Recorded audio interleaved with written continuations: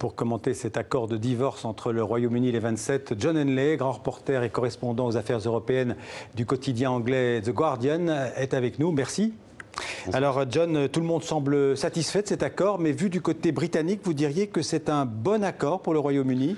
Écoutez, c'est sans doute le meilleur accord possible, vu les lignes rouges que Theresa May, que le gouvernement britannique avait établies, mais c'est un accord qui ne plaît à personne. Ceux qui ont voté Remain, donc rester, trouvent que ce serait beaucoup mieux de rester, que cet accord est bien pire que de rester, et ceux qui ont voté pour partir, les leavers, comme on dit, trouvent que ça ne correspond en rien à ce qu'ils avaient imaginé.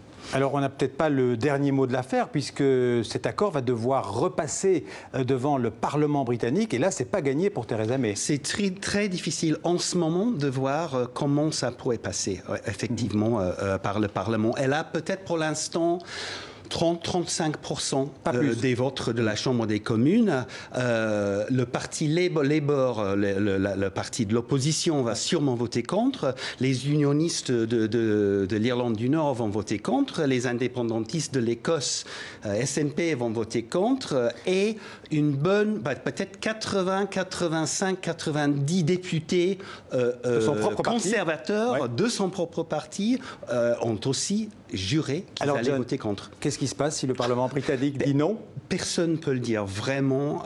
On pourrait avoir de nouvelles élections. Il faudrait sans doute un vote de censure, dans la motion de censure dans le Parlement. Theresa May, ça pourrait être la fin de la carrière de Theresa May. On pourrait peut-être envisager, même si ça semble pour l'instant peu probable, un deuxième référendum. C'est pas complètement exclu. C'est pas complètement exclu. Tout est possible. On peut dire que le Royaume-Uni, malgré cet accord de Bruxelles, est toujours aussi divisé en deux. Plus divisé que jamais. Le pays est profondément divisé. Il y a sans doute aussi un grand sentiment d'épuisement, vraiment une volonté que ça soit maintenant fini.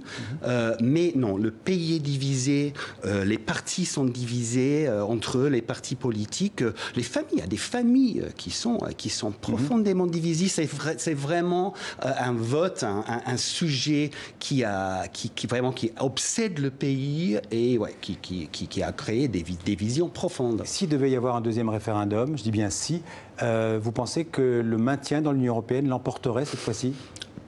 Selon les sondages, c'est possible. C'est pas gagné du tout. C'est sûr que pas mal de gens ont changé d'avis, mais pas suffisamment pour garantir un résultat pour Remain. Malgré tout, John Henley, on peut dire que pour l'instant, c'est quand même une victoire politique pour Theresa May. Elle est toujours au pouvoir. Et puis, surtout, il n'y a peut-être pas vraiment d'alternative à son gouvernement. C'est surtout la peur de l'alternative, je pense, qui fait en sorte qu'elle pourrait rester. Elle pourrait même gagner. Elle a fait preuve d'énormément de son sentiment de devoir, surtout.